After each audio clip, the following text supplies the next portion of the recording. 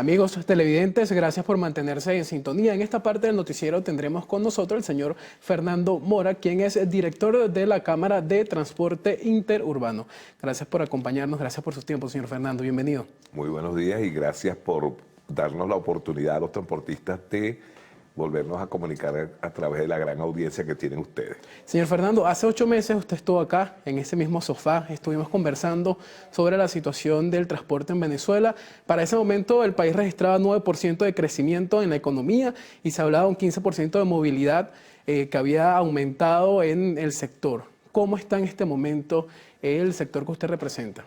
Bueno, el sector interurbano sigue teniendo un bajón del volumen de pasajeros movilizados, aparte de la crisis económica y del no incremento del salario mínimo que afecta a la movilidad de este sector bastante.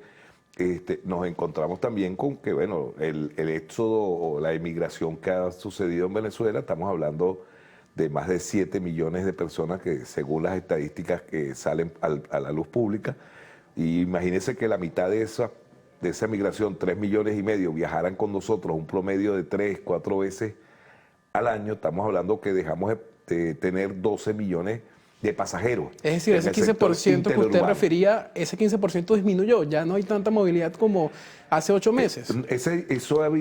Sí, lamentablemente hubo como una etapa a principio, hace 8 meses, en la cual sí hubo un pequeño incremento, pero eso ha venido disminuyendo de nuevo y nos encontramos prácticamente en cifras similares a las de hace un año. Aumentaron el pasaje mínimo.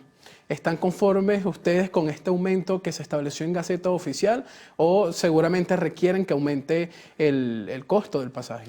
En el transporte urbano, porque acuérdate que nosotros tenemos 3 sectores, el urbano, que es el que le presta servicio a un solo municipio. Después viene el suburbano, que le presta el servicio a 2 o 3 municipios y que son aquellos también que van hacia las ciudades dormitorio. Y después viene el interurbano, que es el que cruza todo el país, ¿correcto? Me estaba refiriendo al principio al sector interurbano. Okay. Con respecto al sector urbano, mira, no, la tarifa, el Comando Intergremial de Transporte, que representa este sector y al cual las cámaras pertenecen, yo soy directivo del comando, le hicimos una propuesta al Ejecutivo Nacional de fijar la tarifa urbana en petro. ¿Por qué en petro? Bueno, porque es el único sector de la economía nacional que no está dolarizado. Y es una forma de dolarizar. Es una forma de dolarizar, pero es una forma de no tener que discutir tarifa cada 15 días, claro, o una vez al mes, dependiendo cómo se mueva el bolívar. Porque date cuenta, en marzo del año 2022 salió una Gaceta en 2.50 y el dólar estaba en 4 y algo. O sea, estamos hablando de que la tarifa estaba entre 0.50 y 0.60 centavos de dólar. Hoy en día salió una Gaceta a 7 bolívares, pero el dólar está a 24. Quiere decir que la tarifa bajó a 0.28 centavos de dólar. Entonces, no fue que se nos aumentó la tarifa, no, todo lo contrario. Se nos disminuyó la tarifa, por lo tanto disminuyen nuestros ingresos, con lo cual se nos hace prácticamente imposible mantener las unidades en las condiciones ideales que requieren el servicio. ¿Cómo están trabajando hoy? Cuando me dice que no pueden mantener las unidades. La mayoría de los transportistas urbanos están trabajando a pérdida. Están trabajando a pérdida. ¿Pero por qué siguen trabajando si están trabajando a pérdida? Porque tienen que llevarle la comida a sus hijos. Tienen que llevarle la comida a sus hijos y ese es el único sustento y la única forma de trabajar que tienen porque tienen muchísimos años en esto. Y entonces, bueno, lo triste es que cuando el carro le pida una suma importante porque venga una reparación menor o mayor, bueno, ese transportista pues tendrá que parar la unidad y salir a pedir prestado o simplemente dedicarse, como dicen ahora, a otras actividades, ¿verdad? A ser emprendedor para poder conseguir los recursos para reparar su unidad. Señor Fernando, pero estamos hablando de que, por ejemplo, hay distintos sectores de la sociedad que están protestando. Ustedes ya lo han hecho, de hecho, se han cubierto diversas manifestaciones que han tenido frente al Ministerio del Transporte. Pero insisto en la pregunta, ¿por qué un conductor continúa en sus operaciones si se supone que están trabajando a pérdida, más allá del tema de llevar el sustento a la casa, ¿no? Porque, por ejemplo, tenemos a los empleados públicos yendo a trabajar, que es un 15%, me lo refirió usted hace 8 meses, que van a trabajar por un sueldo de unos $6 mensuales. Entonces, ¿por qué continúan trabajando? ¿Por qué continúan prestando operaciones si al final están trabajando a pérdida y no están recibiendo absolutamente nada? Bueno, no es que los transportistas no estamos recibiendo nada, nosotros vemos efectivo todos los días. Entonces hay ganancias. No es que haya utilidad. El tema es que hay mantenimientos preventivos que deberían hacerse a las unidades y ahorros que deberían hacerse que no se hacen. Ejemplo, usted tiene que ahorrar para comprar un caucho todos los meses y eso cuesta $200. Resulta ser que no da para ahorrar los $200. Usted tiene que hacer un servicio de cambio de aceite mínimo al mes, cuya paila de aceite que se utiliza completa cuesta entre $180 y $200, más los filtros, más la mano de obra.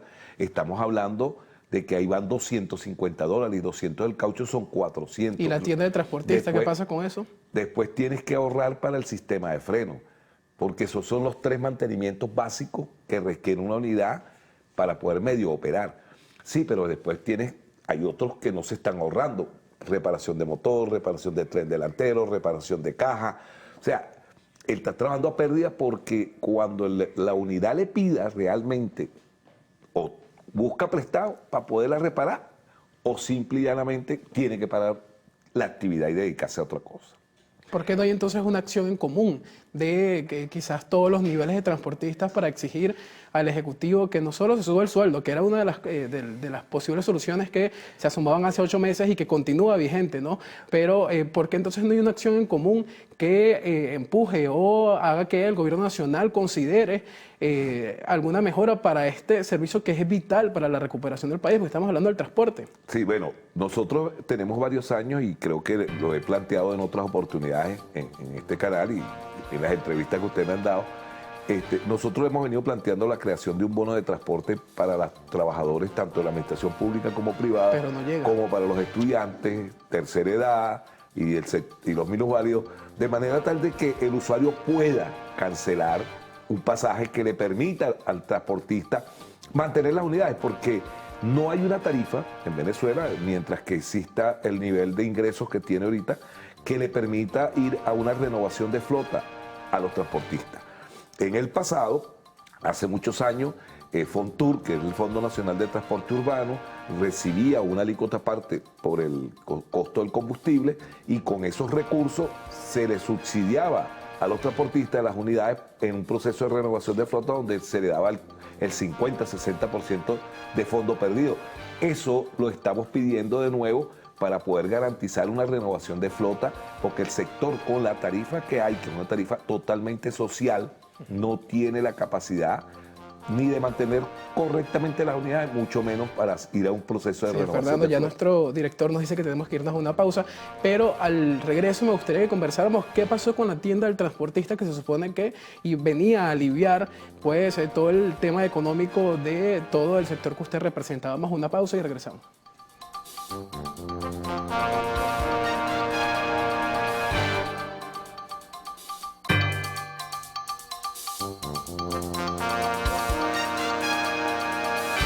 Tienda del transportista quedó en la parte pasada y quería conversar precisamente con el señor Fernando Mora, quien es director de la Cámara de Transporte Interurbano.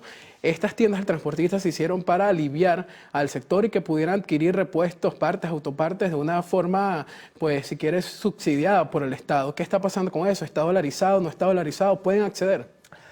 El tema de la tienda del transportista, que es una petición del sector transporte, que se ha venido, primero eran las proveedorías y bueno, terminamos llevando a la tienda de transportista. El problema que tenemos es que la tienda de transportista firma convenios con el sector privado productor de Venezuela y ellos establecen ciertos descuentos para poder acceder. No hay un subsidio por parte del Estado, donde el Estado diga yo aporto tantos recursos. Queda de parte del sector privado entonces. Si lo queda parte del sector privado. ¿Y de cuánto es, señor Fernando? A veces un 15, 20%. ¿Y eso es suficiente? 10%. No, porque la tienda del transportista vende de contado, no puede vender a crédito y muchas veces estos precios de 10, 15, los proveedores grandes nuestros consiguen esos descuentos también y no solamente que nos da, sino que a veces nos facilitan un crédito de 8 días, 15 días, eso nos facilita. Entonces, no es que no funcione, sí, ha funcionado la tienda del transportista, pero no es lo que realmente esperábamos de la tienda del transportista. Nosotros decimos que hay un diferencial entre la tarifa social y la tarifa real. Y en todas partes del mundo, el Estado, que es el que debe garantizar a través de la Constitución el derecho a la movilidad y el transporte, el Estado tiene que cubrir esa diferencia entre la tarifa social y la tarifa real. No lo cubre, de hecho, tampoco cubre el tema de, disculpe que lo interrumpa, el tema de las personas con discapacidad, adultos mayores, estudiantes. Ni la tercera ¿Cómo es edad posible tampoco? que hayan pasado 8 meses y continuamos en este debate? ¿Será que no falta voluntad política por parte de la cartera de transporte del Estado? ¿Qué pasa que no terminan de ver hacia el sector y saber que hay una población que, ya me lo refirió usted, 15%, que gana $5 al mes y que no tiene cómo pagar un pasaje o 2 pasajes diarios para poder ir a trabajar y no se hace nada por ellos?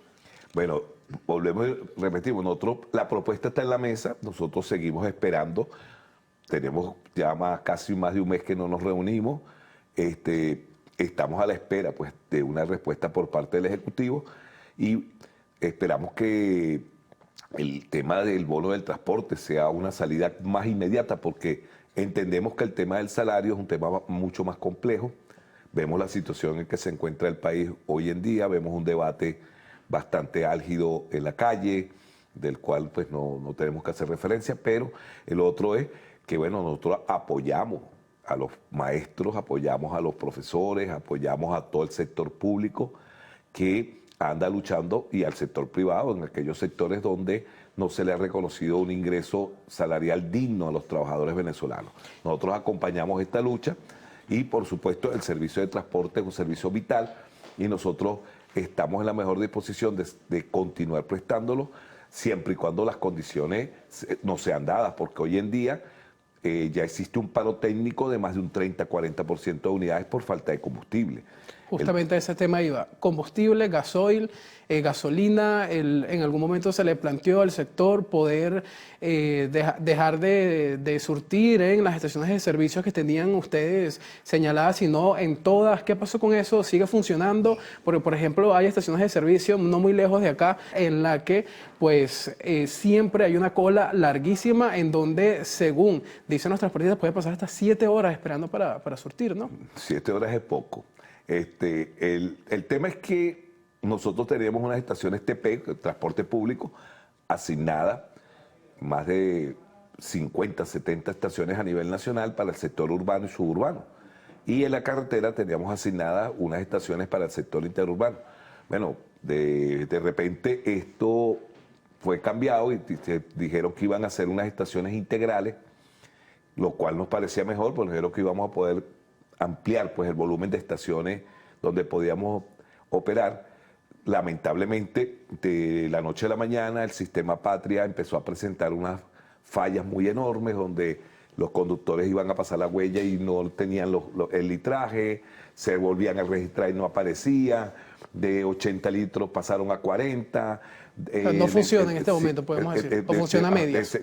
Correcto. Entonces, eso trajo una gran distorsión, aparte de la escasez, trajo una gran distorsión en el sistema y hubo unas reuniones que tuvimos con la gente del Patria y de la sala situacional del Ministerio del Transporte que maneja el tema del combustible y le planteamos el que, como el tema de la huella se ha convertido en un tema muy escabroso y que según ellos se presta pues para ciertas irregularidades, nosotros le hemos planteado y estamos a la espera de una respuesta por parte del Ejecutivo, el que no sea la huella, sino la placa de la unidad, porque al final es la unidad la que tiene que recibir el combustible para salir a prestar el servicio. Señor Fernando. La realidad de hoy es que usted echa combustible hoy lunes, del día, y tiene que esperar por lo menos 2-3 días para poder echar combustible y esto afecta los ingresos de los trabajadores del sector transporte urbano y suburbano. Brevemente, porque ya se nos acabó el tiempo, ¿están preparados para Semana Santa? Semana Santa viene el asueto, ¿van a poder ustedes seguir prestando el servicio normalmente a los venezolanos? En el sector interurbano le queremos decir a la población que hay suficiente servicio vayan a los terminales públicos y privados a buscar sus pasajes. No permitan que los piratas que están en los alrededores de los terminales los engañen. Hay suficientes unidades para prestar el servicio a nivel nacional. Hemos hecho un gran esfuerzo en el sector interurbano para garantizar este servicio. Por lo tanto, no permitan que la gente inescrupulosa que están en los alrededores del terminal digan no, que en el terminal no hay pasaje, y entonces sean llevados a lo que nosotros denominamos los piratas. ¿Dónde se denuncia, que señor cobran Fernando? hasta 2 y 3 veces el costo del pasaje. ¿A dónde denunciar rápidamente, por favor? En los cuerpos de seguridad del Estado, en todos los terminales hay cuerpos de policía donde pueden hacer las denuncias, y hay organismos como la SUNDE, y el Estado tiene varios mecanismos dentro de los terminales donde el ciudadano puede ir a hacer una denuncia. Bien, señor Fernando, muchísimas gracias por su tiempo, gracias por estar acá. Bueno, vimos una radiografía de lo que está ocurriendo con el transporte en el país. El tiempo se nos hizo muy corto, señor Fernando, será para una próxima oportunidad. Nosotros, entre tanto, los dejamos con lo mejor del arte y el espectáculo, con la actual. Gracias por estar allí.